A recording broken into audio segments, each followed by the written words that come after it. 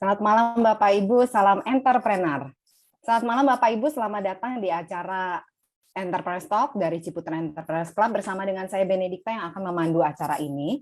Acara ini rutin kami lakukan sebulan sekali dan di acara Entrepreneur Talk biasanya kami mengundang entrepreneur sukses di bidangnya sebagai narasumber yang akan membagikan pengalaman mereka dalam merintis dan juga mengembangkan usahanya. Salah satunya yang sudah hadir pada malam hari ini adalah Ibu Niluh Jelantik atau yang akrab disapa dengan Mbok Niluh, seorang entrepreneur dari Bali yang sudah merambah ke mancanegara melalui produk-produk sepatunya. Selamat malam, Mbok. Masih di mute, Mbok? Iya, tunggu sebentar. Ya. Selamat malam, sayang. Apa kabar? Selamat Kabarnya malam. Baik. Ya. Selamat hari Jumat. Sehat ya, Mbok ya? Sehat-sehat. Kami baru kembali dari Ubud karena kami juga diminta untuk menjadi salah satu pembicara di Ubud Writer and Reader Festival. Oke. Saya lihat story-nya tadi Mbok lagi di Ubud.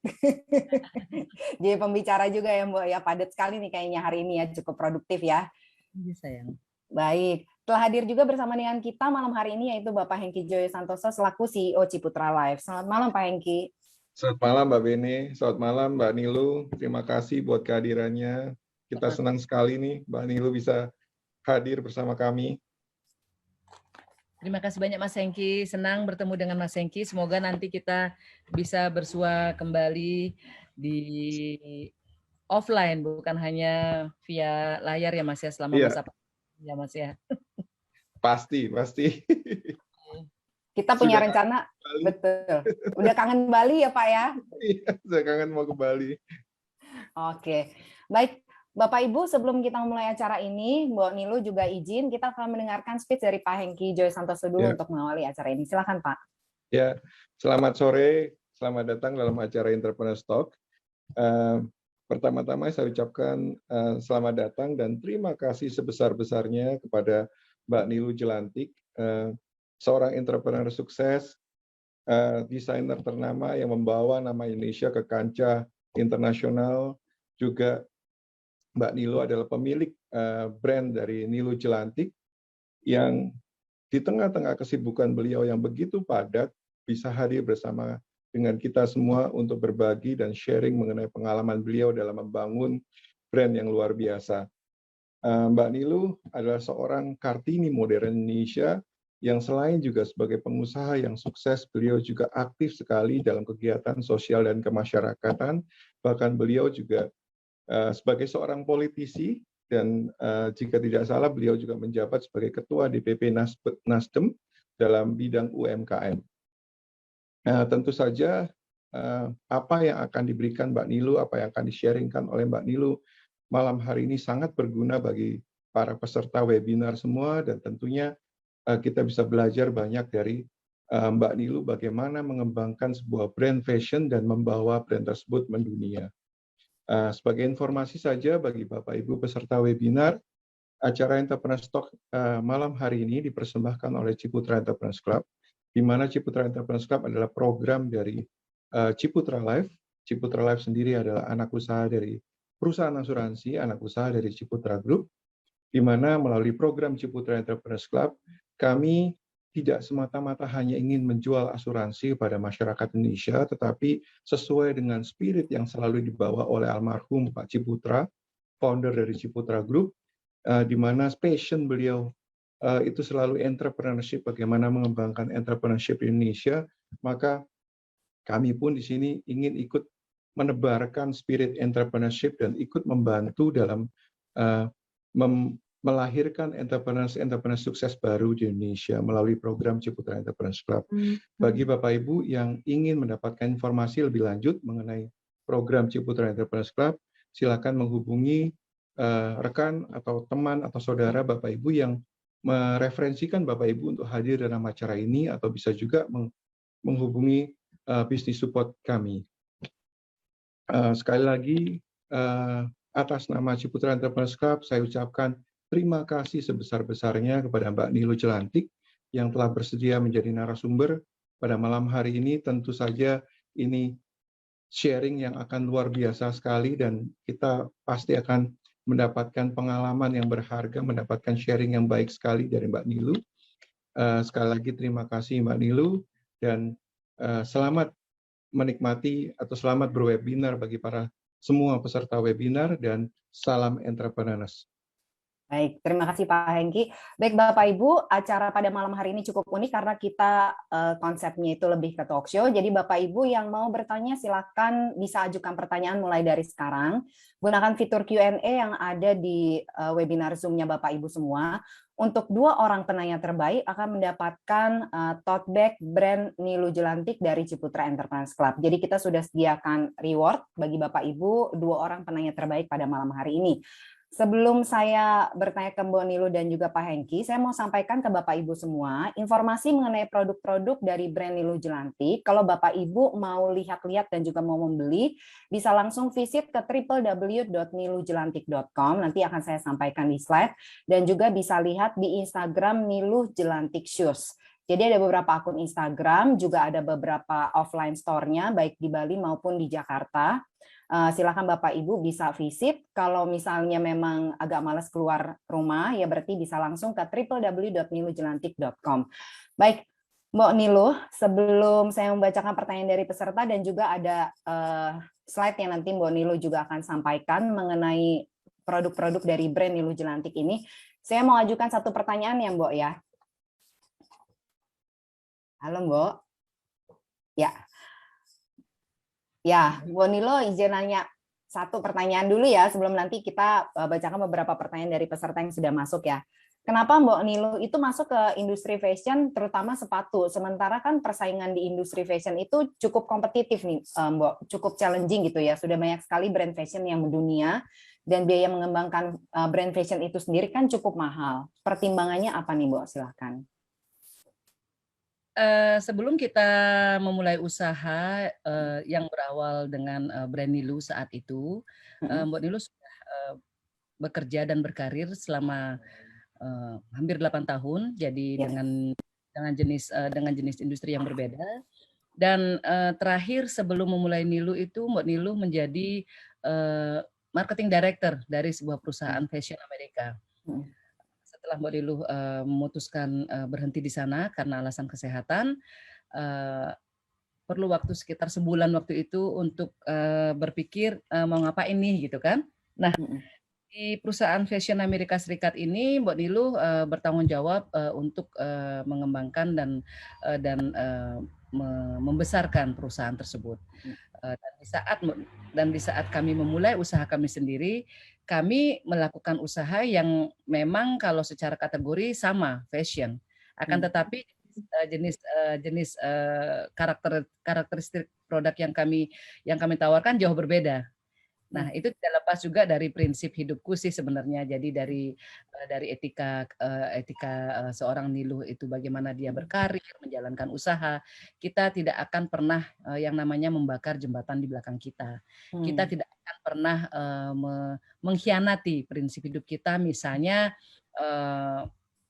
cuma mungkin ini mungkin tidak bisa sama ya dengan dari satu industri ke industri lainnya. Akan tetapi misalnya let's say Nilu misalnya berjualan kebaya misalnya, atau misalnya bekerja di sebuah perusahaan kebaya. Terus Nilu memutuskan untuk resign misalnya, untuk mengundurkan diri dari perusahaan kebaya itu karena alasan kesehatan ataupun misalnya untuk mengembangkan karir di tempat lain. Yang jelas yang pertama kali yang akan aku lakukan adalah yang pertama kali yang akan aku lakukan adalah bagaimana kita bisa membangun usaha baru kita tanpa pernah mengkhianati perusahaan tempat kita bekerja. Contohnya, aku nggak serta-merta langsung misalnya bikin perusahaan kebaya yang sama, ataupun misalnya meniru model-model kebaya di tempat aku bekerja sebelumnya, atau bahkan lebih parah lagi mencuri patronnya, mencuri kliennya, terus mencuri pangsa pasarnya. Buat seorang Nilu itu jahat banget gitu loh. Jadi sangat-sangat unfair untuk perusahaan-perusahaan sebelumnya. Walaupun misalnya perusahaan sebelumnya itu mungkin juga nggak terlalu fair sama kita, but at the end of the day tidak ada istilah yang namanya air tuba kita balas dengan air tuba kan. Jadi Kalau buat Nilu itu adalah bagaimana orang itu misalnya memberikan kita pengalaman, perusahaan itu memberikan kita pelajaran, semuanya berharga. Pelajaran yang negatif, pelajaran yang positif. Buat seorang Nilu adalah semuanya berwarna dan semuanya memberikan hikmah yang berbeda. Nah, di Nilu Jelantik ini, mengapa kami memilih sepatu? Sedangkan backgroundku sebelumnya itu gampang banget untuk aku membuka usaha fashion. Karena kami itu ujung tombak di perusahaan, di berbagai perusahaan tempat kami berkarir, kami itu ujung tombak gitu. Jadi kami itu ada di divisi sales and marketing. Jadi otomatis yang bawa uang ke perusahaan itu kan pasti divisi sales and marketing ya. Betul. Gampang banget buat aku untuk misalnya mengambil penjahitnya, mengambil pattern makernya, apalagi kliennya, karena kliennya itu sebagian besar datangnya dari accountku gitu kan. Tapi kita nggak akan pernah lakukan itu, nggak pernah kepikiran, nggak pernah never thought about it, never do it, and dan kita waktu itu memilih sepatu satu karena memang kita punya cerita masa lalu yang cukup cukup dalam dengan si sepatu ini.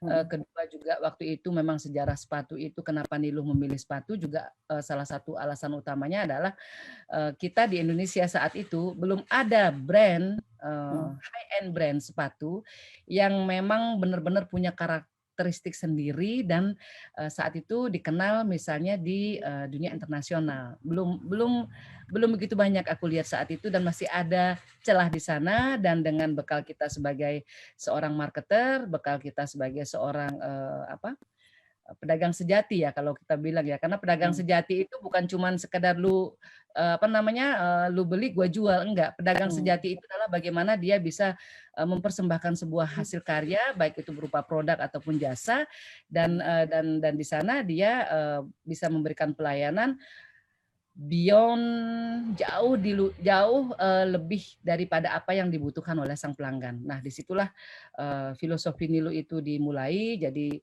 dari cita-cita awal kita ingin mempersembahkan sebuah hasil karya yang berkualitas tinggi, bisa bersaing di dunia internasional, harus dibuat oleh anak bangsa, dibuatnya juga di Indonesia, dan seperti Dita bisa lihat dan juga Mas Hengki bisa lihat, walaupun usaha kami ini masih tetap kecil, tetap mungil, tapi di tahun ke-19 kami menjalankan usaha ini, kami dengan rendah hati kami bisa menyampaikan kebanggaan kami tetap bisa melaksanakannya dengan prinsip dan integritas dari hari pertama kami memulai usaha ini. Terima kasih. Luar biasa. Baik, sama seperti prinsipnya Ciputra Group juga ya Pak Hengki ya, integritas itu nomor satu ya. Integritas nomor satu, ya. Sama seperti Mbak Nilu juga ya. Baik, Pak Hengki, sebelum Bapak ajukan pertanyaan, mohon izin nih Pak, saya mau mengajak Bapak Ibu peserta untuk mengenal lebih jauh tentang produk-produk dari Niluh Jelantik. Mbak Nilu boleh sambil jelaskan ya Mbak ya? Sudah terlihat Mbak? Ya. Boleh sambil dibantu jelaskan, Mbok. Ini Handmade with Love Niluh Jelantik. Silakan, Mbok.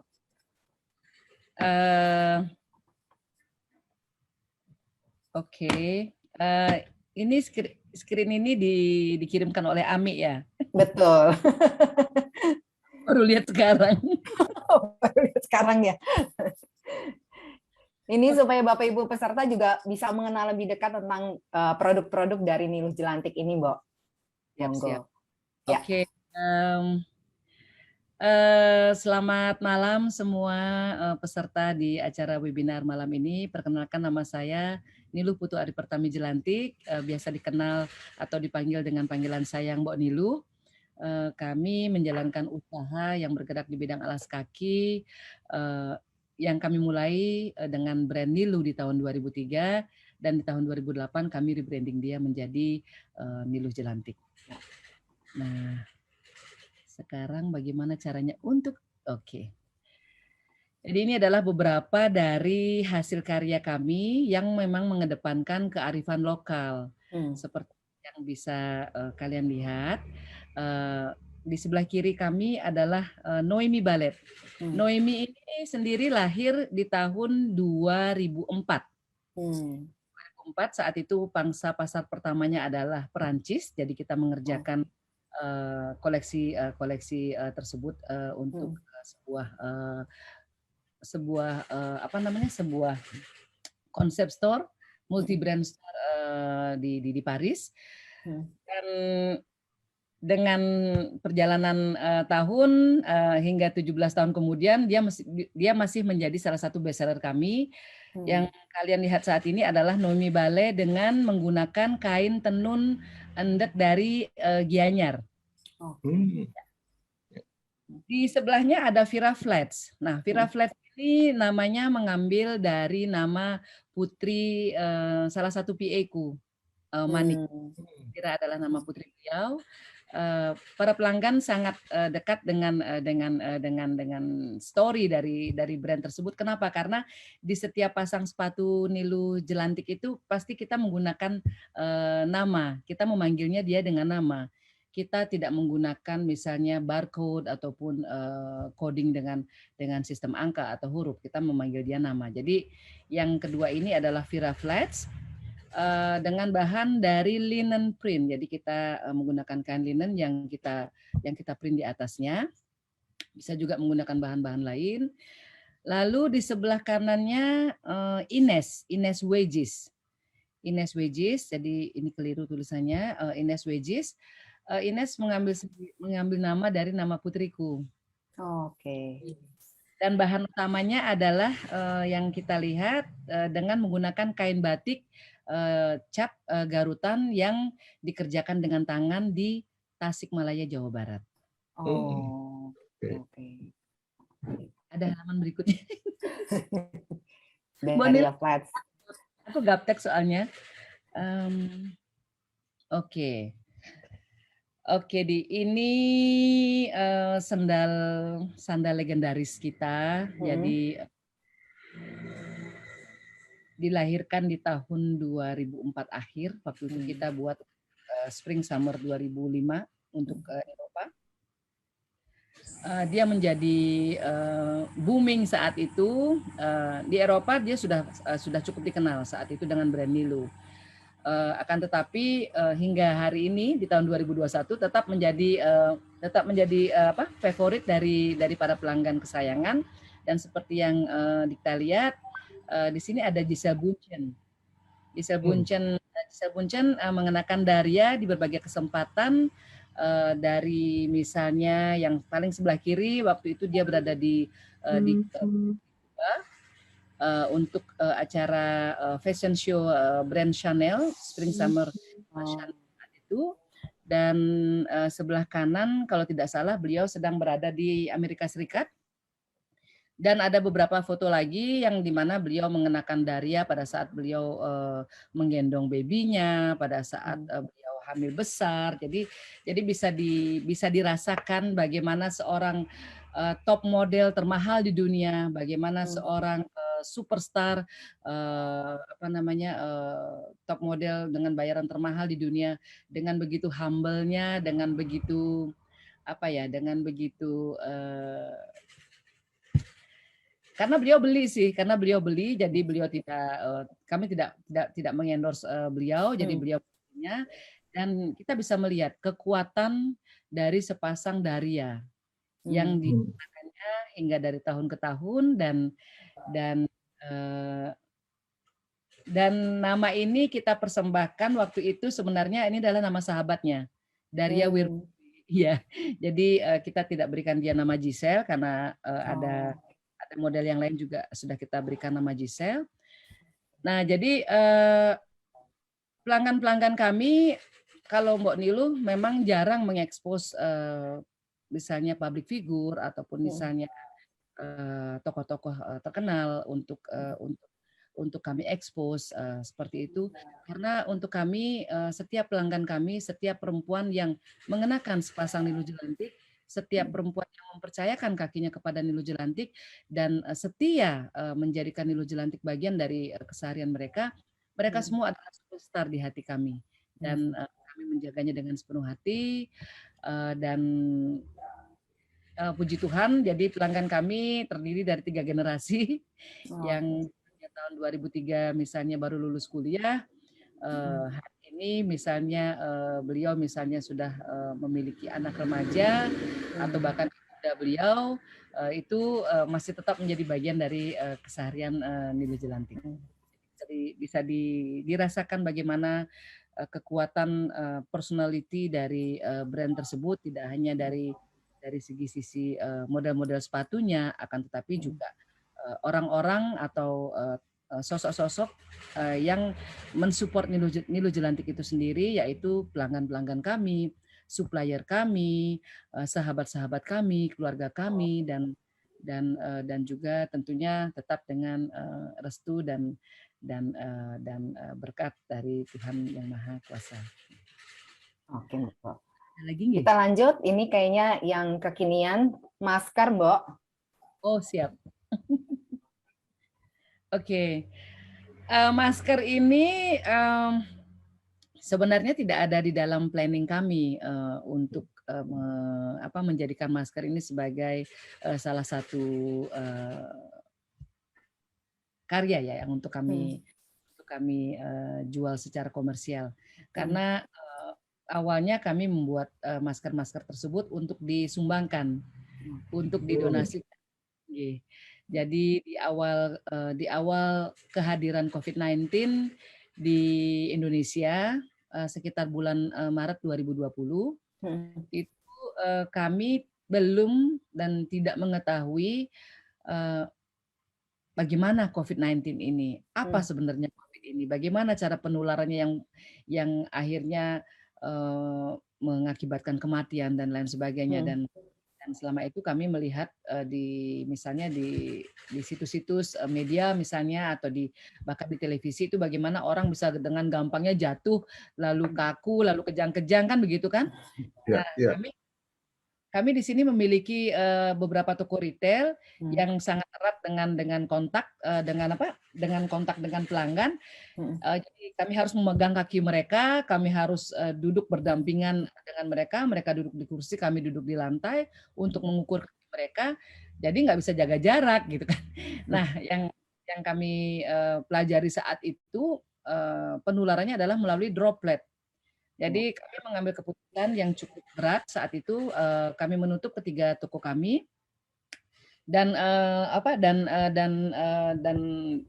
kami memutuskan untuk melakukannya semua dengan cara online. Jadi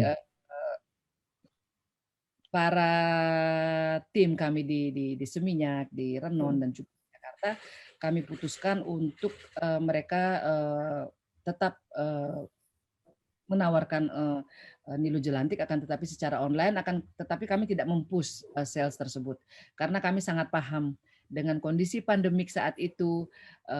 Kami tidak meramalkan bahwa akan terjadi banyak karyawan yang dirumahkan atau misalnya banyak perusahaan yang akan gulung tikar dan lain sebagainya. Tapi kami sudah merasakan saat itu bahwa ya sepatu ini adalah kebutuhan yang kesekian. Jadi kami juga harus tahu diri dengan kondisi yang ada.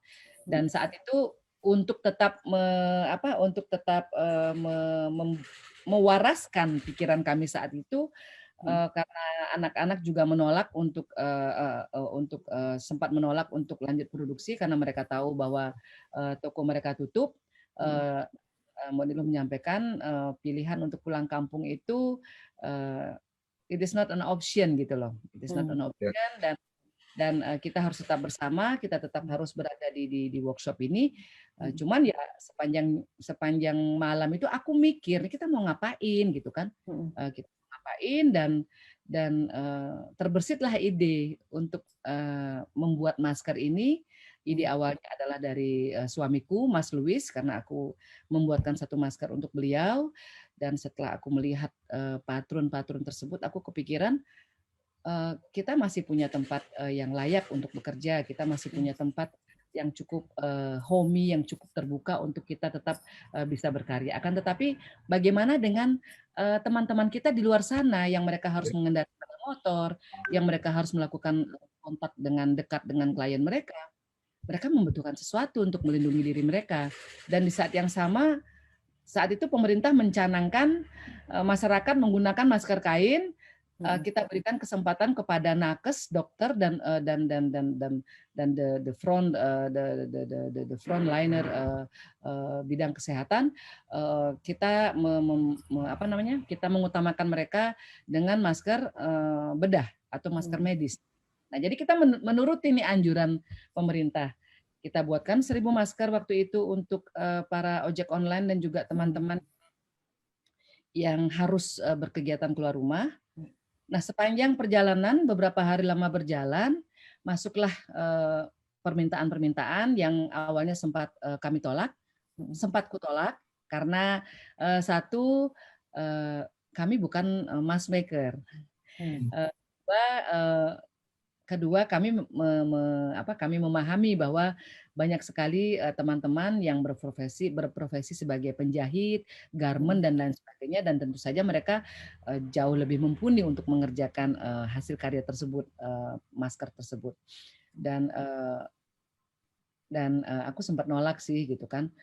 Cuma anak-anak, Ami dan juga tim kami yang lainnya mengatakan, "Ma, ini pelanggan mau beli loh, Ma. Mereka nggak mau minta, mereka nggak mau dikasih donasi gitu kan. Mereka juga perlu masker sekarang dan mereka mau beli gitu kan." Akhirnya kita meeting kembali, kita sepakati harga berapa yang akan ditentukan oleh anak-anak, dan Mbak Niluh mengajukan beberapa syarat saat itu untuk oke, aku setuju untuk menjual si masker ini, tapi dengan syarat. Satu, kita harus mengutamakan bahan lokal. Kedua, kita harus fokus di batik dan tenun. Jadi kita tidak berpikir hanya revenue, profit oriented, dan juga aji mumpung saat itu. Oh, mumpung ada COVID nih, kita jualan masker yuk. Enggak. Kita benar-benar menjalankan filosofi yang kita jalankan di Niluh Jelantik sejak 2003 itu, kita jalankan lagi dari sepasang sepatu dengan motif yang sangat rumit, itu kita terjemahkan kembali ke dalam sebuah hasil karya yang begitu simple dalam bentuk sebuah masker mungil ini. Dan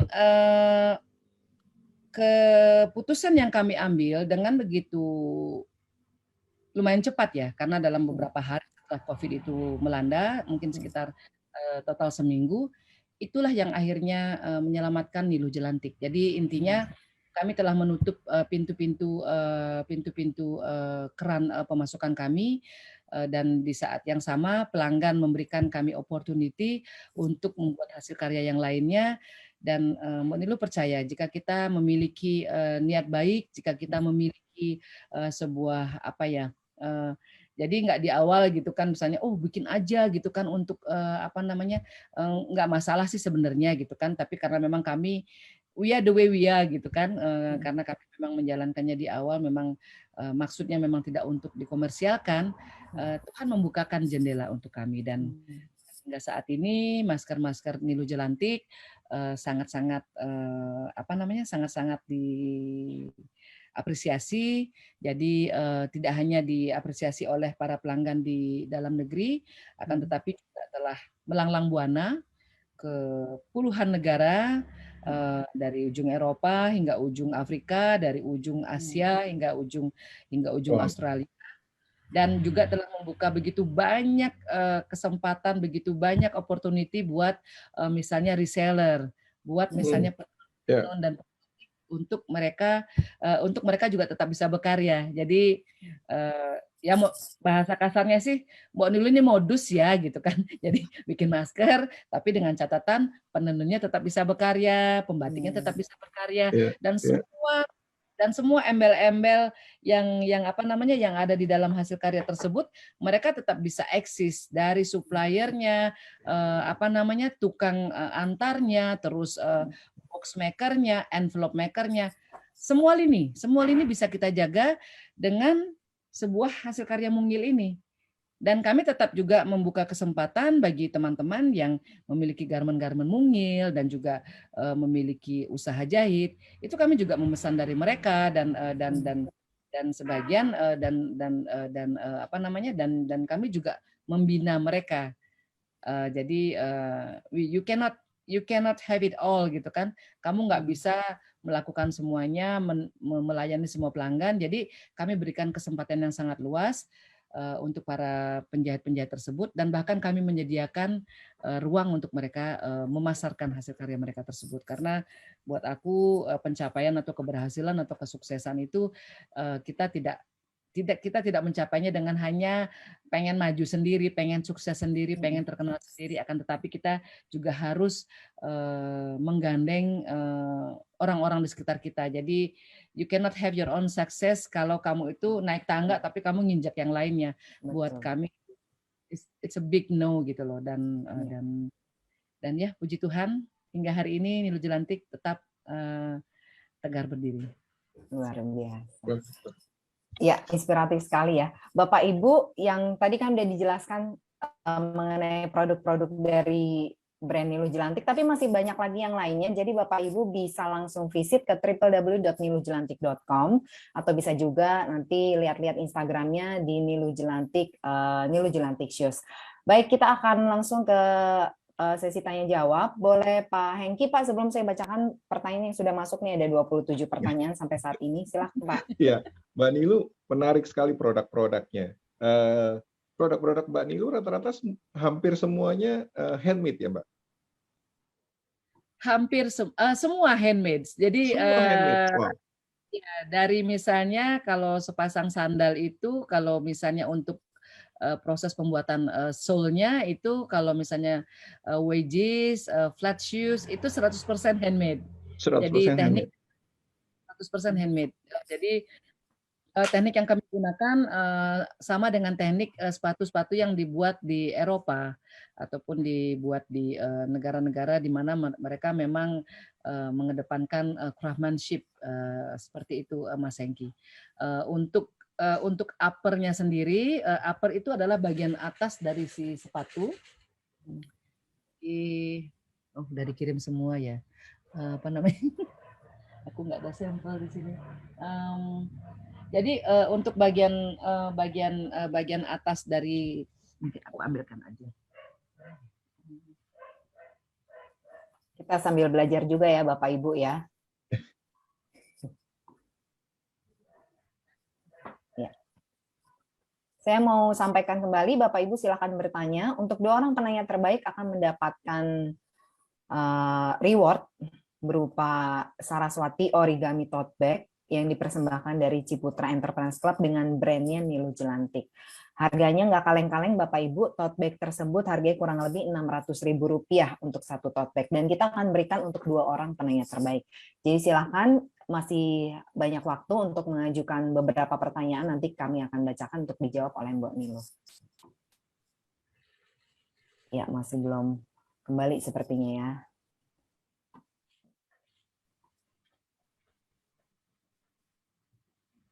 Pak Hengki, saya sambil filter ya Pak, kalau ada pertanyaan untuk Bapak ya Pak. Silakan Pak Beni. Ya, Mbak Nilunya sudah kembali. Ini aku ambilkan. Wah, jadi ngerepotin kita Mbak Nilu. Ini aku perkenal. Ini sebenarnya pesanan pelanggan yang kupinjam. Jadi kita bicara model yang paling simpel dulu. Let's say ballet shoes, seperti yang tadi aku kenalkan, Noemi. Ini yang best seller ya Mbak ya?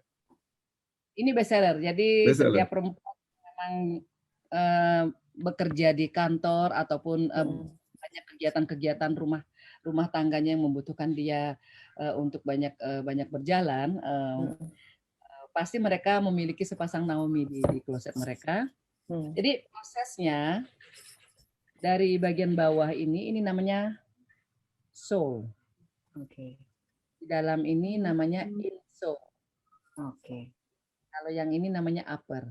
Jadi bahan utamanya adalah kain tenun endek. Jadi kain tenun ikat khas Bali, kita memanggilnya kain endek. Dan ini kain ini proses pembuatannya menggunakan alat tenun bukan mesin. Jadi benar-benar manual. Cara memintal juga membentuknya menjadi kain. Dan masing-masing kabupaten di Bali memiliki ciri khas sendiri. Kalau misalnya dengan model dengan tenunan dengan motif seperti ini adalah dari Karangasem. Kalau dengan motif grafik lebih ke seperti ini modelnya. Ini adalah ciri khas Gianyar. Dan satu lagi ini adalah dengan kain batik cap Garutan buatan Tasikmalaya yang tadi saya sudah sampaikan. Nah, kita berikan dia sentuhan yang cukup unik, yang mungkin jarang dikerjakan oleh brand-brand lain karena ribet prosesnya. Jadi misalnya kalau kita membeli sepatu balet, biasanya kan tanya ini kan fix dia. Ya. Pajangan aja gitu loh. Aksesoris ya. Aksesoris aja. Nah, kalau di kami ini dia main dia. Dia bisa ditarik dan juga bisa disesuaikan dengan kebutuhan. Okay. Secara material consumption memang rugi gitu kalau orang itu misalnya capek kok gitu kan, ngapain sih gitu kan.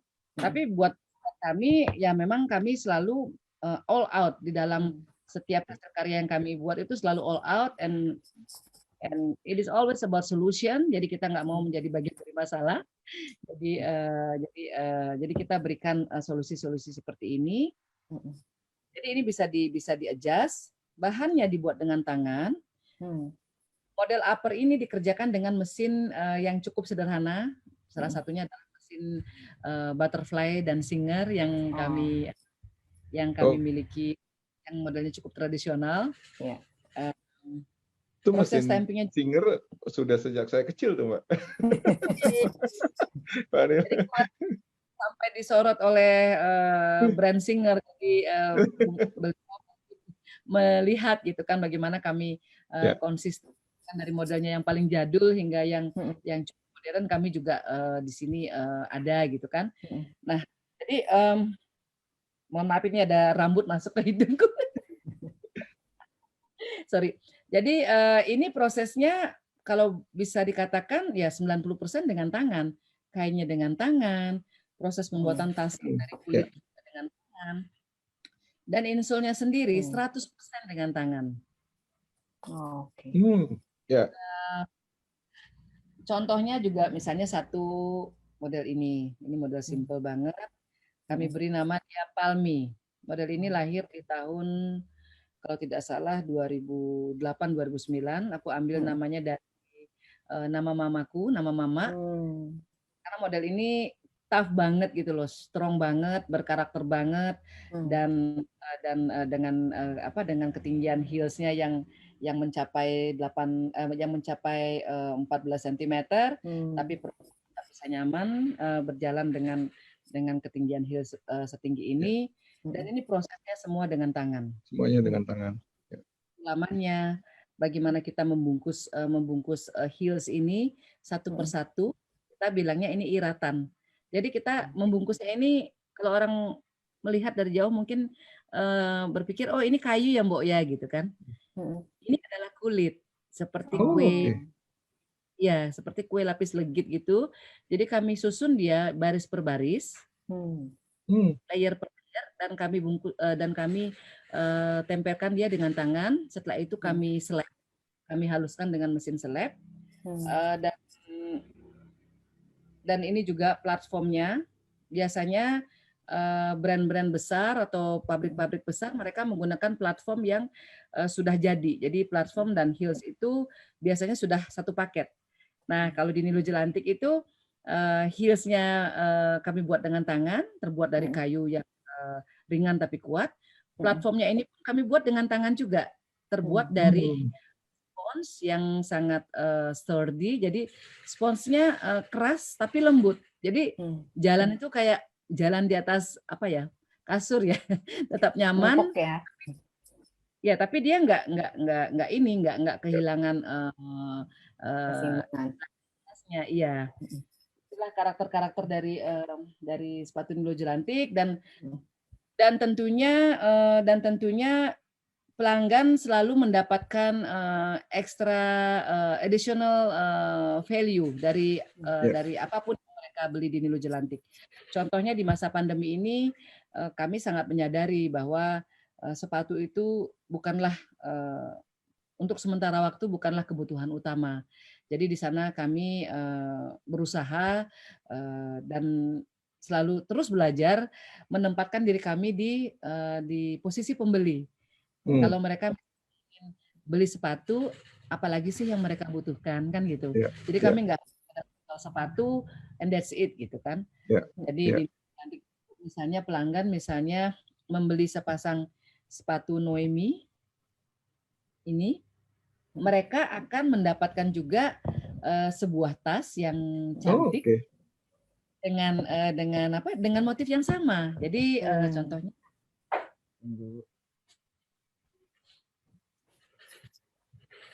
ini kayaknya lagi promo, ada spesial promo kayaknya Pak, dalam rangka 18 atau 19 tahun kalau nggak salah. Tadi saya lihat-lihat Instagramnya.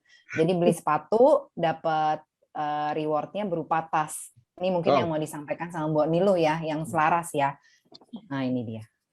Jadi sebagai ucapan terima kasih kami kepada kesayangan, karena Niluh Jelantik di mata kesayangan ya, she's full of surprise gitu loh. Jadi nggak ada hujan, nggak ada angin, cukup kasih bonus ini, kasih bonus itu, bahkan sangat personal, bahkan tidak jarang aku menuliskan kartu secara personal yang sehari bisa sampai ratusan dengan tanda tangan yang mereka ingin sematkan di strapnya atau misalnya di stolnya atau misalnya di tasnya. Jadi itu kita berikan secara cuma-cuma. Jadi misalnya pelanggan misalnya membeli sepasang sepatu ini dengan harga 850.000, dia akan mendapatkan satu buah tas yang beautiful, sebuah tas yang sangat cantik. Motifnya bisa dipilih. Jadi misalnya sepatunya misalnya motifnya dengan motif yang sama dengan tas ini. Tadi aku belum ketemu soalnya dengan motif yang ini. Jadi yang didapatkan oleh pelanggan tidak hanya sebagai sepasang sepatu ini, akan tetapi dia juga mendapatkan tas dengan motif yang sama ataupun bisa pilih sebuah masker dengan motif yang sama dengan kalungnya, karena kita kan sebagai emak-emak ya kadang-kadang kan nganter anak atau kemana gitu kan lupa gitu naruh masker kan, jadi kita juga kalungnya, kita siapkan juga pouch-nya karena emak-emak kan naruh HP kan takut misalnya khawatir kecopetan gitu kan, atau ketinggalan gitu. Kita juga berikan pouch. Jadi pouch itu kita bisa selipkan di dalam tas ini, dan kami juga sudah siapkan gantungannya di dalam. Gantungannya, ya. We thought about everything. Kami pikirkan, oh ya, ini contoh pouch-nya. Pouch-nya misalnya. Jadi bayangkan dengan 850.000, customer have it all gitu kan. Nah kalau di breakdown itu mungkin kepikiran, Mbak Niluh untungnya di mana gitu kan. Kalau mereka breakdown, costingnya nggak masuk gitu kan. Tapi buat kami, life also it is all about giving it forward gitu loh. Jadi kita juga sangat menghormati hasil kerja kerasnya pelanggan. Jadi kami melayani pelanggan yang membeli sebuah masker dengan harga 35.000. Kami menghormati proses tersebut karena uang itu adalah uang hasil kerja keras beliau. Jadi Niluh Jelantik bukan serta-merta sebagai sebuah brand yang mendunia lalu jualan sepatunya tuh harganya jutaan, terus hangout atau cipika-cipiki dengan pejabat atau artis dan lain sebagainya. Buat kami, tugas kami adalah untuk menjadi bagian dari solusi bagi perempuan-perempuan yang memang menyayangi kaki mereka, dan untuk kami sebagai bonus, sebagai hadiah mereka, sebagai penghargaan untuk jerih payah mereka, kami menyediakan berbagai hadiah kecil, bingkisan kecil yang memang jujur ya, personalized ya Mbak ya, personal dan sangat menyentuh hati mereka. Because they didn't expect that gitu loh. Dan kenapa aku harus jelaskan ini begitu panjang lebar? Karena kebangkitan kita dari pandemi bagaimana kita bisa menjalankan insting kita untuk apa namanya, untuk proses survival itu, kita nggak bisa berpikiran hanya satu hal. Saya jualan lemper misalnya, atau saya menjual kebaya, atau saya menjual misalnya minuman. Kamu harus bisa memikirkan poin-poin di mana apa yang selama ini kamu jual dan kemudian penjualannya menurun karena ada peristiwa-peristiwa terjadi, contohnya pandemi seperti saat ini, kamu bisa memberikan nilai tambah, dan kami lakukan itu tanpa henti. Jadi dan sesuai dengan kebutuhan mereka. Jadi bayangkan misalnya mereka membeli sepasang sepatu, terus mereka mendapatkan market bag sekeren ini.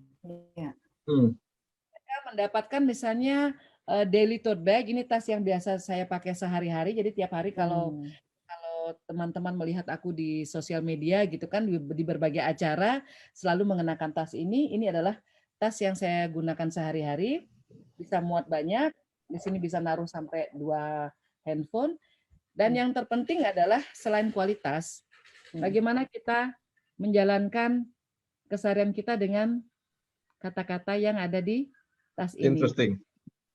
Be kind, stay humble, work hard, never give up, reach for your dreams, and never forget to keep your feet on the ground. Jadi, wow, interesting. Apa namanya? Percaya diri itu harus, rendah diri itu nggak boleh, tapi tetap menjejakkan kaki di tanah. Jadi apa yang saya sampaikan sekarang ini sangat relevan dan bisa diaplikasikan hampir di semua jenis usaha. Yeah, very interesting, Mbak. Thank you. Mbak, tapi bagaimana Mbak ngebalance antara personalized, kemudian handmade, and economic of scale? Karena kan pasti kalau you want to make a product handmade and personalized, itu kan very difficult untuk di scale up gitu. So how do you balance that? Jadi, mana Mas pertanyaannya? Jadi bagaimana Mbak ngebalance antara personalized and handmade dengan economic of scale-nya? Karena kan pasti produk-produk yang dibuat handmade dan personalized itu kan pasti akan sangat berat untuk di scale up, untuk mengejar economic of scale-nya. Kami memang tetap fokus di hasil karya yang mengutamakan keahlian tangan ini ya, craftsmanship. Dan kami tahu Nilo Jelantik akan pernah besar. Nilo Jelantik akan misalnya menjadi multinational company gitu kan. Dan memang rencana itu memang sejak awal sudah saya planning dengan sangat matang. Kenapa? Karena kami meninggalkan dan menolak sebuah penawaran, bukan hanya satu, akan tetapi ada 2 penawaran dari pihak distributor kami saat itu go global, untuk saat itu membesarkan usaha, akan tetapi dengan syarat yang memang simpel sih, kalau kita hitungan bisnis pasti kita jalankan, gampang banget, cuma tinggal ke Guangzhou aja gitu kan, bikin aja studionya di Bali gitu kan, bikin prototipe di Bali tapi produksinya di Tiongkok gitu. Akan tetapi karena di sini itu sudah tersetting, sudah terpatri bahwa hasil karya ini tetap harus dibuat di negeri sendiri. Jadi buat saya secara pribadi, kami tidak mengejar kuantiti. Kami tidak misalnya hari ini harus selesai sekian ratus tas, hari ini misalnya harus harus selesai atau harus terjual misalnya 20 pasang sepatu. Kami tidak ngotot di situ, dan untuk kami, pada saat kami naik kelas, pada saat kami berhasil tetap bisa menjaga usaha kami yang mengedepankan budaya, kearifan lokal, keterampilan dan bakat dari anak-anak ini, itu buat saya pribadi itu juga sebuah pencapaian yang nggak ada nilainya gitu loh. Jadi Jadi mungkin dari segi nominal atau mungkin dari segi misalnya revenue, misalnya oh model lu nggak bakalan bisa beli pesawat pribadi gitu kan. Jadi but untuk kita semua tuh keinginan orang berbeda-beda gitu kan. Ya mungkin kita nggak bisa beli pesawat pribadi atau kita mungkin nggak bisa beli mobil yang ada kordennya gitu kan. Tapi buat kami, bagaimana kami bisa menjangkau lebih banyak anak-anak bangsa, mengembangkan bakat mereka, dan di saat yang sama mereka tetap menjaga profesi mereka dan merasa terhormat karena kami memperjuangkannya, itu sebuah pencapaian yang memang nggak bisa dinilai dengan apa ya, dengan hal-hal materi yang tadi saya sebutkan gitu. Kami nggak komplain sih, hidup kami so far so good. Anak-anak yang bersama kami sudah 19 tahun menemani kami. Jadi di sini itu 4L, lo lagi gitu kan. Jadi, yang memulai usaha bersama kami dari tahun 2003, awal tahun 2003, hari ini ya rambutnya sudah sama dengan aku, memutih. Kita menguap bersama, dan semoga kita bisa mendelegasikan atau mewariskan usaha ini di saat nanti kita mungkin sudah tidak ada di bumi ini lagi, seperti itu. But until today we are very we really enjoying what we are doing, and di setiap harinya itu selalu ada hal-hal bermakna yang kami jalani. Jadi yang paling penting sih tantangannya memang proses regenerasi dan bagaimana nanti kita memberikan tongkat estafet ini kepada penerus kita. Jadi buat customer yang beli produknya Nilu Jelantik, they're not only buying the product, but buying the story, the philosophy behind that product ya Mbak ya? Iya Bapak. And for lots of them, Nilu Jelantik is all about dream.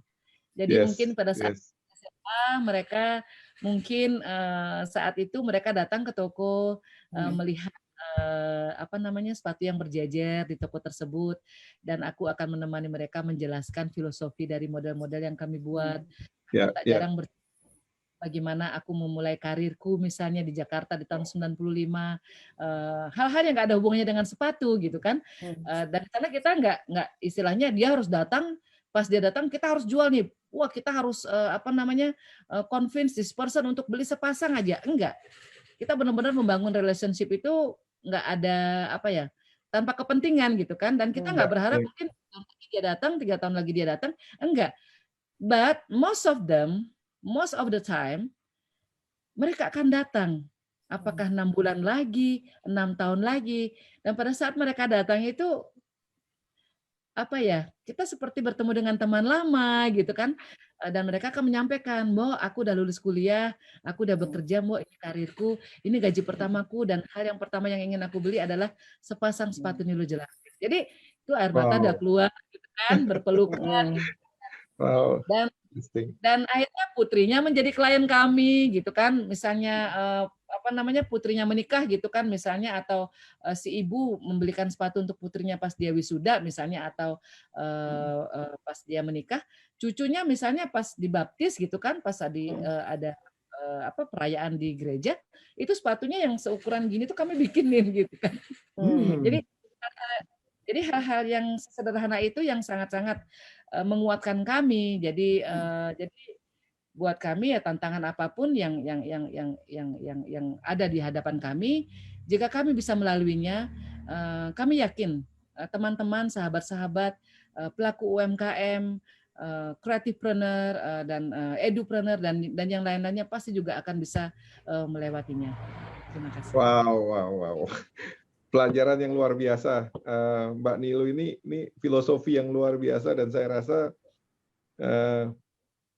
bisa menjadi pelajaran buat kita semua, karena bagaimanapun long term relationship itu harus kita ciptakan dari sejak awal dengan our customers.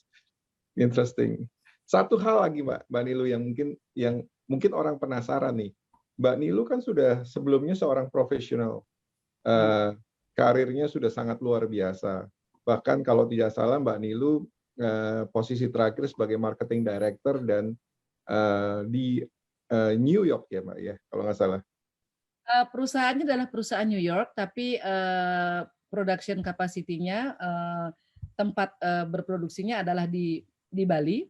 Di Bali. Ya, untuk pangsa pasar Eropa dan Amerika. Ya. Kenapa akhirnya memutuskan untuk menjadi seorang entrepreneur, Mbak? Dari sesuatu yang udah pasti, posisinya udah enak, fasilitasnya udah bagus, kemudian harus pindah menjadi seorang entrepreneur yang serba tidak pasti gitu kan. Itu kan sulit sekali. Saya aja mungkin nggak bisa melakukan hal seperti itu gitu. Mungkin banyak orang yang aduh susah banget kalau harus sesuatu yang semua fasilitas ada, mobil ada, semua, pokoknya semua lah, apalagi posisinya udah sangat-sangat tinggi, Mbak. Posisi itu aku capai waktu aku berusia 26 tahun. Wow, 26 luar biasa. tahun di awal tahun 2002, Ya. awal Januari tepatnya tahun 2002, aku memutuskan untuk mengambil tawaran itu. Karena satu, waktu itu aku mengalami kejadian yang cukup membuat aku tidak nyaman di Jakarta. Aku ketemu dengan yang namanya pasukan Kampak Merah. Jadi kerampokan waktu itu Oh, hampir oke. dirampok karena akhirnya mereka tidak mengambil apa-apa dari mobil. Karena mobilnya kan aku tinggal tuh. Aku kan ya sportifnya kita ngelihat 3 orang pegang kampak gitu kan nggak lucu juga gitu kan. Kita kan yang aku punya saat itu cuman cuman pepper spray gitu kan. Oh nggak mempan ini sekali ya kan nggak lucu gitu kan. Merantau capek-capek ke Jakarta, pulang-pulang nyawanya udah nggak ada gitu kan. Akhirnya aku menyampaikan ke atasan, aku pengen pulang dulu nih gitu kan, pengen istirahat gitu kan. Ya masih kebayang gitu kan momen-momen ya cukup mencekam lah saat itu kan. Akhirnya aku pulang, bertemu dengan teman, ya take me time gitu kan, taking my time, dan saat itu ada yang menawarkan, dia bilang, Nilu, ini ada temanku nih lagi nyari orang nih untuk ekspansi perusahaannya gitu kan. Aku tanya perusahaan apa gitu, menanya aja sih gitu kan, fashion baju gitu kan. Waduh gitu kan, aku kan jualan mesin ATM, aku bilang gitu kan. Aku jualan IT kan, gimana ceritanya jualan baju gitu kan. Cuman Background Mbak Nilu sebelumnya di IT? backgroundku finance. Oh, finance, oke. Dan sepanjang perjalanan karirku, ya di tahun 95 saat pertama kali berkarir itu, aku bekerja sebagai resepsionis, sebagai phone operator, jabatan kerennya gitu kan, resepsionis gitu, tamu gitu kan. Akan tetapi ya yang pegang kunci itu aku, jadi yang buka kantor juga aku, yang tutup kantor juga aku, yang pegang sapu dan lapel juga aku, jadi ya merangkap juga sebagai office boy, menyediakan minuman untuk semua isi kantor. Jadi di sana aku belajar bagaimana kita itu benar-benar totally giving your best to serve people gitu. Jadi luar biasa. Jadi Jadi dari posisi terendah di usia 20 tahun, akan tetapi aku menjalaninya dengan sangat semangat. Memang sih 3 bulan pertama itu agak bete juga ya, maksudnya sedih gitu kan, kenapa disuruh-suruh ini, suruh itu gitu kan. Kayaknya kita itu mengerjakan tugas semua orang gitu kan. Akan tetapi salah satu atasanku mengatakan, dia tuh manggil aku stupid kan. Dia manggil aku stupid, kamu tuh stupid banget gitu kan. Kalau kamu misalnya merasa misalnya harus mengatakan sesuatu, kamu bicara. Jangan hanya menangis dan menangis pada saat dimarahi gitu kan. Jadi di bulan keempat aku sudah ganti strategi. Jadi can you imagine 20 years old girl in Jakarta sudah menata masa depannya dan tanpa dia tahu dia akan kemana. Jadi aku ganti strategi, semua kerjaan aku kerjakan, aku happy, dimarahin aku tetap senyum, dicaci maki atau dikasih bahasa-bahasa yang, karena kita di sana tuh dari berbagai benua dan dari berbagai daerah di Indonesia, jadi semuanya aku anggap kakak. Dan yang paling penting part 3 di sini, aku catat di sini, aku ini belajar dan dibayar. Jadi banyak banget gitu kan. Dan 6 tahun kemudian aku mencapai posisi puncakku. Dan itu benar-benar step by step, benar-benar tangga itu kutapak bukan dengan tanpa bantuan orang ya, karena buat aku ya setiap harinya aku belajar itu, dan dan skill otomatis meningkat, dan otomatis bargain power kita juga lebih besar gitu kan. Tahu umur 20 aku nggak bisa minta gaji berapa gitu kan. Dari gaji 250.000, jadi di tahun 95 itu gajiku 250.000 rupiah. Tapi nggak cukup untuk hidup di Jakarta. Jadi aku harus berjualan juga untuk untuk agar bisa tetap hidup di sana. Nah, 6 tahun kemudian mencapai posisi puncak, dan akhirnya aku memutuskan pulang ke Bali karena satu, kejadian kampak emas kampak merah tersebut, dan kedua ya memang mama waktu itu sempat bilang gitu kan, kamu tuh cari apa, sampai di mana, posisimu udah tinggi, kamu sudah mobil sudah punya, ini sudah punya, di usia yang muda aset aku juga sudah punya saat itu gitu kan. Yang nggak punya waktu itu hutang. jadi jadi ya, jadi bayangkan gitu kan, waktu itu nggak punya hutang beneran gitu kan. Nah, kenapa aku memutuskan untuk menjalankan usaha? Nggak ada kepikiran tadinya untuk membuka usaha ini, nggak kepikiran banget, karena di tempatku bekerja di perusahaan fashion tersebut itu aku juga membuat planning yang sangat jelas untuk perjalanan karirku. Jadi umur 26 aku menjadi direktur di tahun 2002. Bagaimana saat itu kejadian bom Bali, pariwisata luluh lantak, retail juga luluh lantak. Akan tetapi kami di Paulrop dengan Nilu sebagai nahkodanya itu bisa membukukan penjualan 3 kali lipat. Wow. 330% di tahun 2000. Di tahun 2002, di saat toko-toko dan tempat-tempat pariwisata hampir semuanya tutup karena kami mengalami peristiwa bom Bali tersebut. Jadi sebenarnya nggak ada rencana. Jadi planningnya adalah move to New York. Jadi waktu itu rencanaku adalah bagaimana mengembangkan perusahaan ini dari New York. Nanti kita akan hire local manager, maksudnya manajer yang berbasis di Bali untuk kita bisa berkomunikasi. Tapi aku harus berada di sana, berada di Amerika. Ya, cuman semesta mengatakan lain, semesta meminta dan ya menentukan nasibku dengan jalan yang berbeda. Jadi aku pulang ke Bali, aku jatuh sakit karena memang ritme kerjaku cukup quiet, memang kata teman-teman gila gitu kan. Jadi aku bisa mulai kerja itu jam 7 pagi, jam 2 pagi masih lembur di kantor seperti itu. Jadi aku jatuh sakit, dan pada saat sakit itulah kembali lagi aku merefleksikan apa sih yang saya mencari dalam hidup gitu.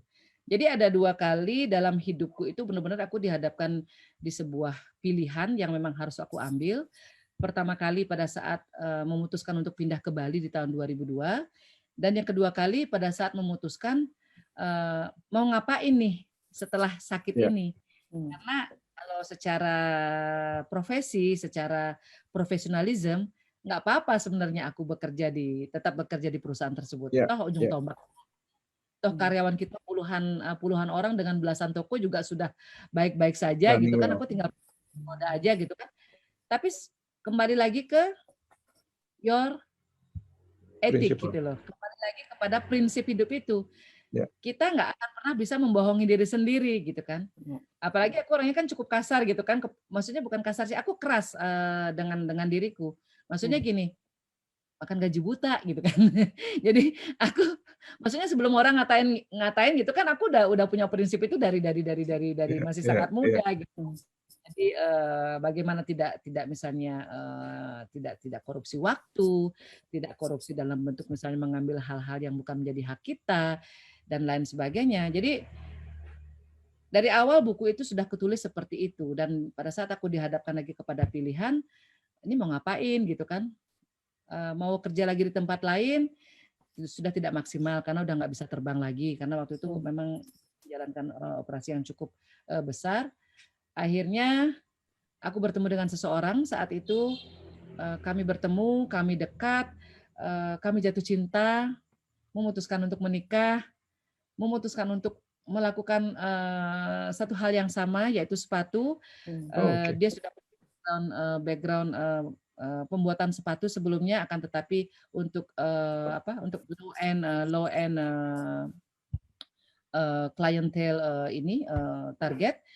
Dan aku memiliki nilai estetika karena perjalanan karirku di Jakarta itu membuat aku menggunakan sepatu yang dari harganya 15.000 di tahun 95 hingga dengan peningkatan karirku sepanjang tahun, aku bisa dan mampu mengenakan atau membeli sepatu yang harganya mungkin ya hampir sama dengan harga sebuah sepeda motor gitu kan. Jadi Wow.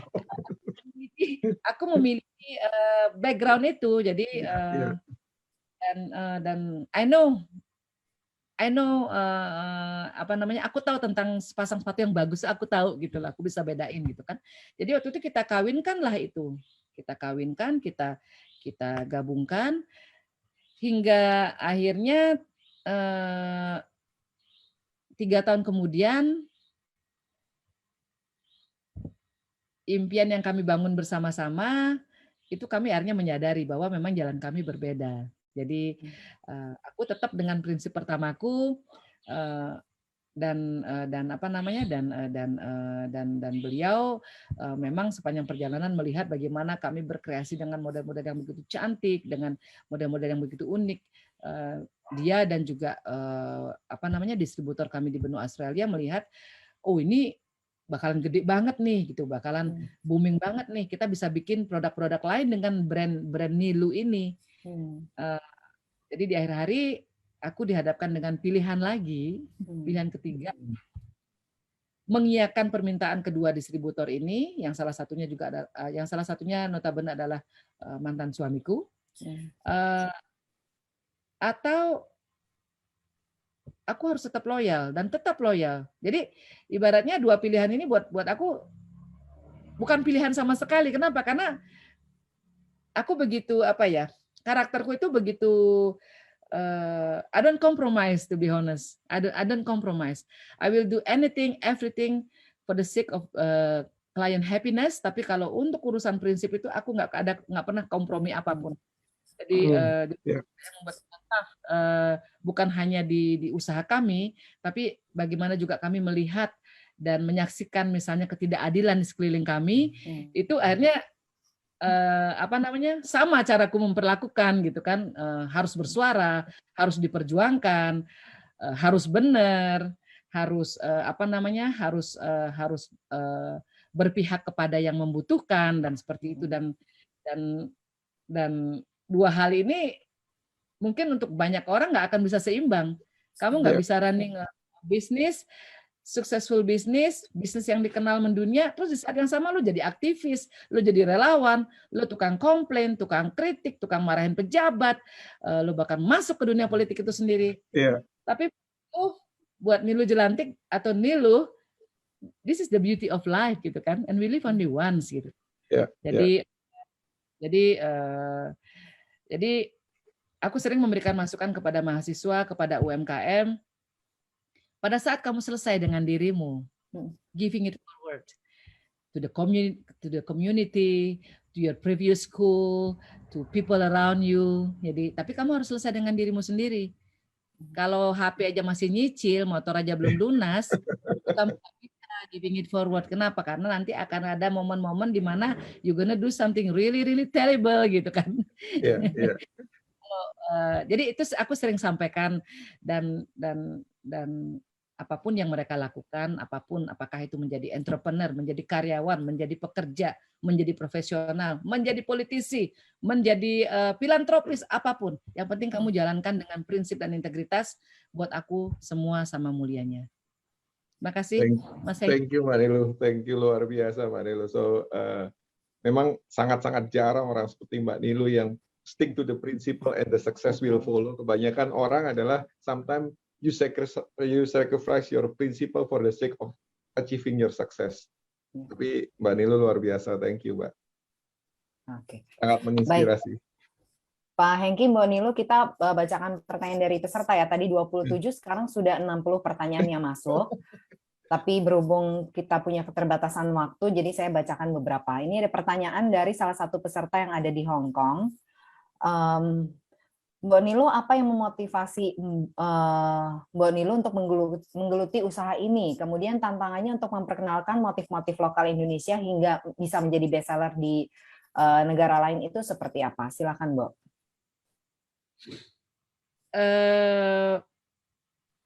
Tadi bagaimana pertanyaannya, sayang? Yang pertama, apa yang memotivasi Mbak untuk menggeluti usaha ini?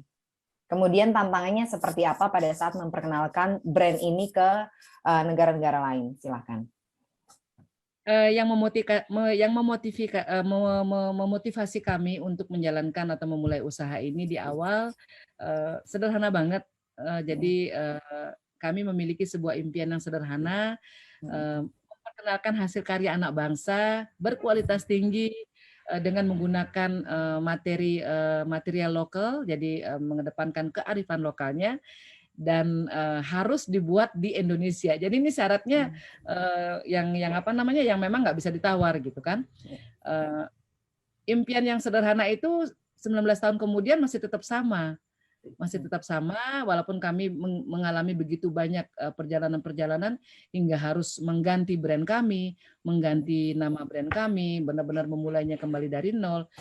Impian dan apa namanya, dan keinginan di awal usaha itu yang membuat kami tetap bisa kuat. Karena seperti kita memiliki hubungan dengan seseorang, misalnya kita menikah, misalnya kita memutus.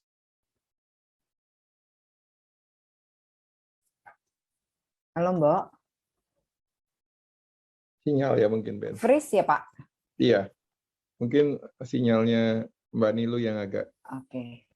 Coba sebentar kurang saya baik. komunikasikan ya. Iya, nggak ada respon ya. Sebentar. Halo, Mbak.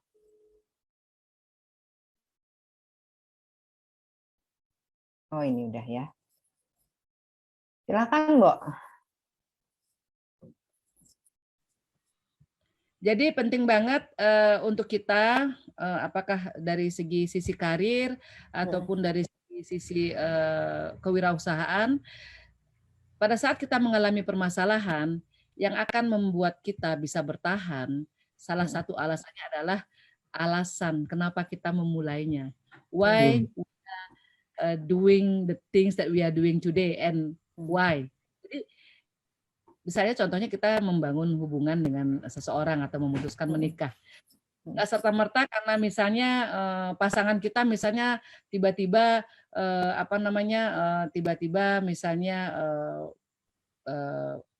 berubah dalam artian mungkin tidak selangsing dulu, atau misalnya dia mungkin lebih cuek, atau misalnya ada kebiasaan-kebiasaan yang tadinya selama pacaran pada saat sudah punya anak 3 atau 2 gitu kan berubah gitu kan. Masa kita tinggalin sih gitu kan? Masa kita tinggalkan dia? Kita pasti akan mencari solusi dari semua permasalahan yang kita hadapi. Kenapa? Karena kita kan kembali lagi bertanya, apa sih alasannya aku jatuh cinta sama kamu? Kenapa sih kita memutuskan untuk membina baterai rumah tangga ini seperti itu? Di usaha juga begitu, sama.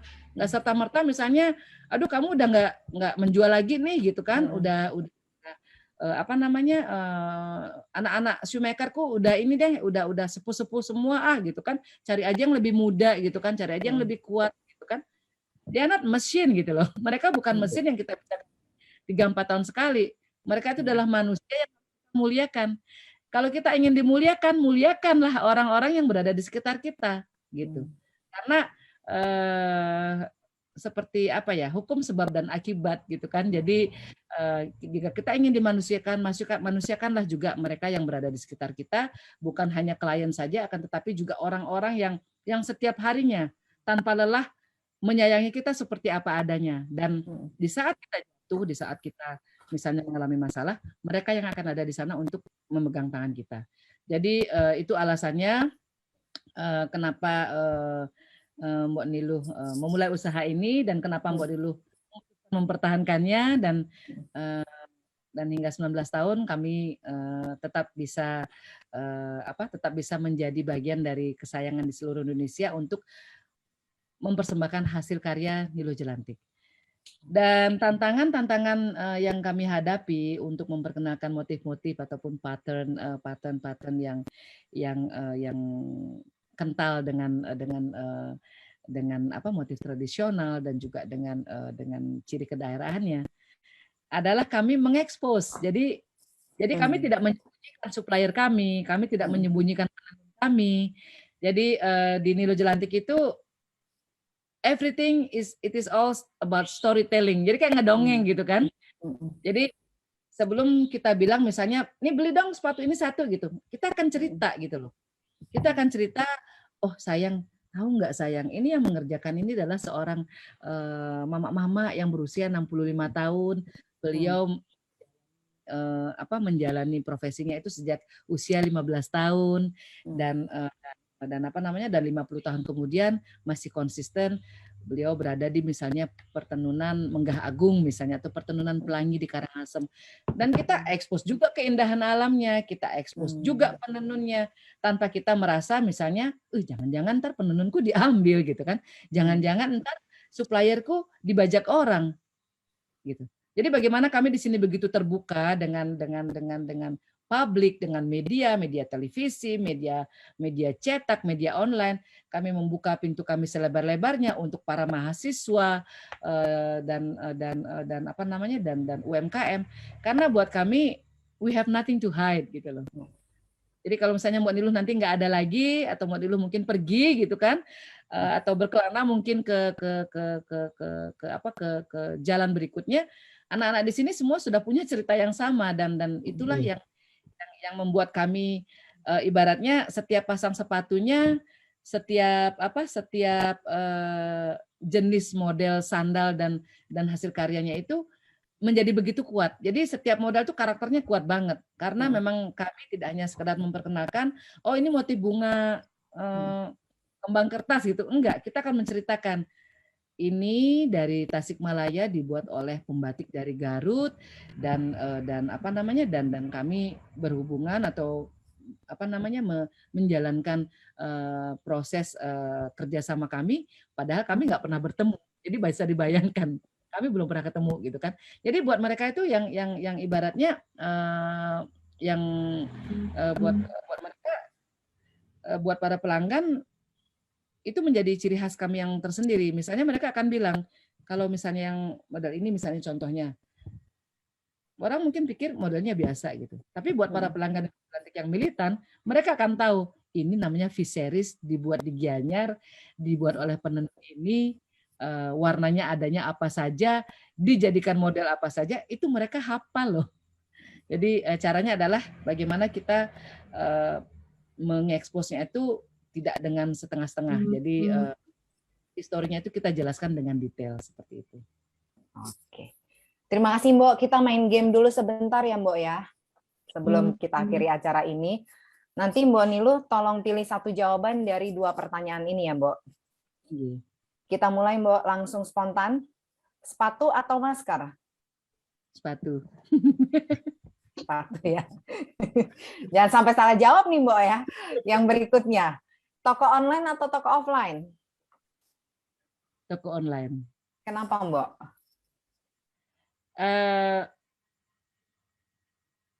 Today it is all about digitalization. Jadi di Bali kami mengalami yang namanya pandemi ini meluluh lantakkan banyak sektor, salah satunya adalah pariwisata, dan yang selalu kami sampaikan kepada kesayangan, kepada UMKM, kepada masyarakat pelaku pariwisata, pekerja pariwisata, untuk mereka bisa shifting the skill, untuk mereka bisa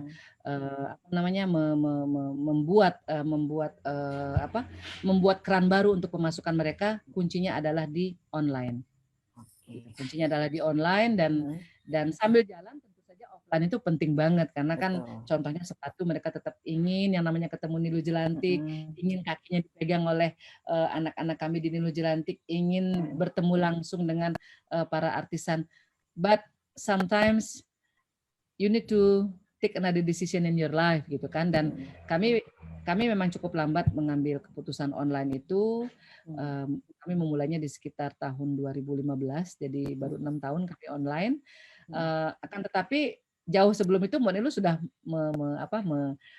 memprovokasi, mempengaruhi anak-anak muda, siapapun kamu, selain kamu harus melegalkan usahamu, harus mendaftarkan usahamu, karena jangan sampai kamu mengalami apa yang kami alami, yaitu bangkrut karena alasan yang cukup bodoh ya, lupa mendaftarkan brandnya gitu kan.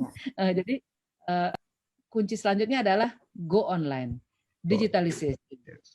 Nah, nanti baru offline. Kita contoh Amazon ya sebagai salah satu brand yang online dulu, baru mereka masuk ke pasar penjualan offline ya.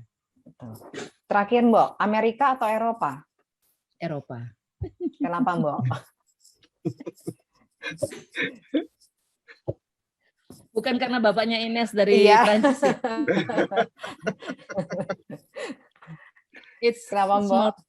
It's more romantic. Jadi it's more romantic. Ya karena disuruh milih ya. Kalau enggak ya Mbak Nilu pilih dua-duanya gitu. Tapi kan harus milih satu. Kalau buat Mbak Nilu itu ya kota-kota di Eropa, baik pedesaannya, baik dari gunung hingga juga pesisir pantainya. Itu ya karena Mbak Nilu cukup dulu ya cukup lekat dengan bahasa Prancis, dengan bekerja juga di perusahaan Prancis. Jadi buat aku it's a romantic city. Terus perempuan-perempuannya juga klasi dan elegan, mereka punya cara berpakaian sendiri yang benar-benar yang cute gitu, tapi tetap berkelas gitu ya, gitu seperti itu. Jadi kayak di Paris itu kan, di Paris atau di London gitu kan, orang di jalan tuh udah kayak catwalk aja gitu, dan enak banget dilihat stylenya gitu. Gitu. Kalau pasar ekspornya Nilu Jelantik sendiri kebanyakan ke Eropa atau ke Amerika, Mbak? Dua-duanya. Oh, dua-duanya. Oke. Mbok, apa pesan terakhir Mbok ke peserta webinar malam hari ini yang punya aspirasi untuk menjadi entrepreneur? Kayaknya freeze lagi ya, Pak Hengki ya, Mbak Niluhnya. Oke, mungkin nih ke Pak Hengki dulu, baru nanti ke Mbak Niluh ya Pak ya. Pesan Pak Hengki untuk para peserta webinar malam hari ini, Pak, mengenai keuntungan bergabung di Ciputra Enterprise Club, apa Pak? Silahkan. Ya, jadi teman-teman sekalian, para peserta webinar, saya rasa sesuai dengan spirit yang selalu dikembangkan oleh foundernya Ciputra Group, yaitu almarhum Pak Ciputra, untuk Pak almarhum Pak Ciputra selalu selama hidupnya beliau selalu menggelorakan spirit entrepreneurship. Maka itu Ciputra Life sendiri kita mengeluarkan program Ciputra Enterprise Club.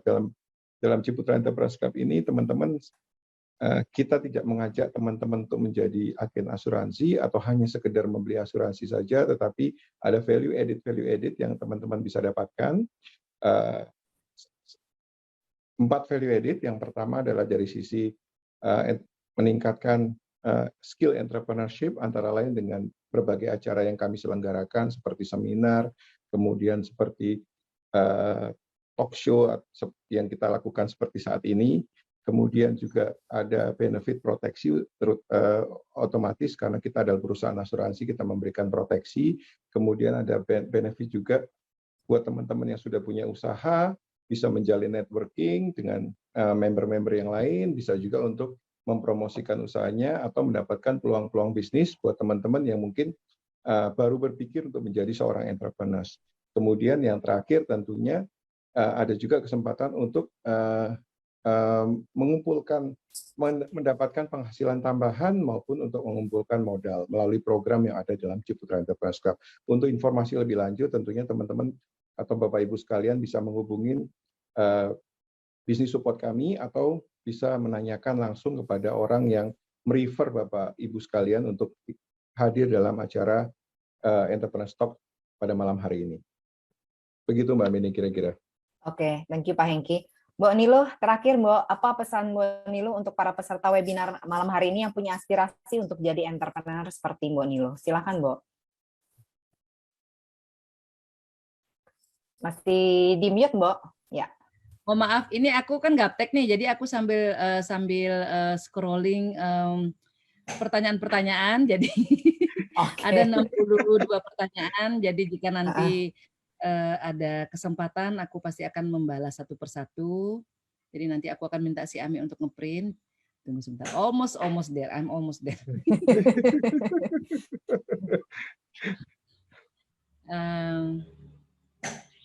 Karena tanggal 17 besok aku harus ke Surabaya, akan tetapi hanya Oke. kemungkinan nginep di Ciputra sih, langganan soalnya. Di Ciputrawat ya, Mbak Nilu ya? Iya, Ciputra, biasanya top floor. Oke. Jadi sudah langganan di situ, sudah hafal dengan buburnya, dengan dan langsung ke lantai dasar gitu kan, ada mallnya juga. Jadi kita kan orang biasa gitu kan, jarang-jarang. Oke, jadi pesan dari saya, sebelumnya saya ucapkan banyak terima kasih atas waktu dan kesempatan yang telah diberikan oleh Ciputra Entrepreneurs Club. Ini bukan yang pertama kali saya diberikan kesempatan oleh Ciputra untuk bercerita, untuk berbagi. Jadi mungkin sudah 4-5 kali ya, baik dengan Ciputra University ataupun juga dengan Universitas Ciputra, dengan latar belakang yang berbeda, dengan kampus yang berbeda, dengan materi yang berbeda. Jadi terima kasih banyak atas kesempatan yang diberikan dan juga kepada ratusan para peserta di sini. Semoga percakapan kami, Mas Hengki, Benedikta, dan juga Nilu Jelantik bisa memberikan nuansa yang lain bagi keseharian kalian, bisa memberikan semangat bahwa hidup itu memang harus diperjuangkan. Nggak akan ada yang bilang bahwa dia akan gampang dan semudah membalikkan telapak tangan. Akan tetapi kita tidak boleh kehilangan semangat, kita tidak boleh kehilangan cinta kita akan apa yang kita lakukan. Kalau kita bosan di pekerjaan atau bosan sama karir kita atau bosan dengan usaha kita, tarik napas panjang, kasih dia waktu sedikit lagi, kasih dia kesempatan. Beneran nggak sih aku mau ninggalin kamu gitu kan? Kasih lagi kesempatan sedikit lagi. Dan untuk kalian yang memulai dan baru akan memulai, satu kalian sudah harus tahu pertama kali brandnya tentunya. Ini khusus untuk entrepreneur ya. Namanya apa? Dan langsung dilegalkan, langsung didaftarkan, langsung dipatenkan. Jadi jangan nanti berpikiran, enggak Mbok, aku pengen merasakan bangkrut kayak Mbok Nilu gitu. Oh, jangan gitu kan. Jadi aku kasih resepnya di mana kalian bisa hemat 5 tahun gitu kan. Jadi bisa bisa courting nih yang mestinya mendunia mestinya mendunia 10 tahun lagi, mungkin kalian bisa raih itu dalam waktu 3-4 tahun misalnya. Jadi aku harus menyampaikan semua pahit-pahitnya di awal seperti itu. Dan kedua, ya memang kita harus punya target pangsa pasar yang jelas, pricing yang jelas. Pricing tidak hanya sekedar mahal ataupun murah, tapi harus fair untuk semua pihak. Kalau tidak fair, kalau kemahalan nanti customer-nya kabur, tapi kalau kemurahan nanti kalian yang akan gulung tikar, kan begitu. Jadi harus balance dan pelanggan adalah ujung tombak kalian. Pelanggan bisa membesarkan kalian, tapi juga pelanggan yang kecewa dan pelanggan yang tidak bisa kalian layani dengan baik, itu adalah orang-orang yang nantinya bisa membuat kalian mengalami kejatuhan. Bukan salah mereka sih gitu kan, karena kita bisa juga melakukan kekeliruan seperti itu. Jadi mereka adalah kritik yang terbaik. Udah belanja ngeritik lagi gitu kan. Jadi jangan pernah defensif sama pelanggan. Jangan pernah ngelawan mereka di sosial media, apalagi screenshot terus ikutan berantem gitu, jangan. Karena satu pelanggan yang tidak happy akan melahirkan 1000 pelanggan yang tidak happy lainnya gitu kan. Jadi dan intinya seperti apa yang kami lakukan, menjalaninya dengan cinta dan ketulusan. Tentu saja harus punya target, tapi targetnya sebatas apa itu kalian yang menentukan. Ingin punya pesawat pribadi, go ahead. Ingin punya mobil mewah, please go ahead. Semuanya sama mulianya. Ingin punya tas yang harganya miliaran, silahkan. Mbak Nilu sangat support. Tapi bagaimana cara kalian meraihnya, itu yang paling penting. Harus dengan prinsip dan integritas. Seperti itu. Karena hari-hari itu kita jalankan, ya besok paginya gitu kita akan melihat ke depan cermin dan kita akan berkata, kebaikan apa yang hari ini akan saya bagikan? Banggakah saya dengan apa yang sudah saya lakukan? Seperti itu. Jadi seperti yang tadi aku sudah sampaikan, we live only once. Kita hidup hanya sekali. Kita jadikan dia berarti. Jadi ya sehari sekali di dunia ini sudah lebih dari cukup untuk bisa meninggalkan jejak dan juga legacy yang nantinya bermanfaat buat generasi penerus kita. Stay strong. Ya.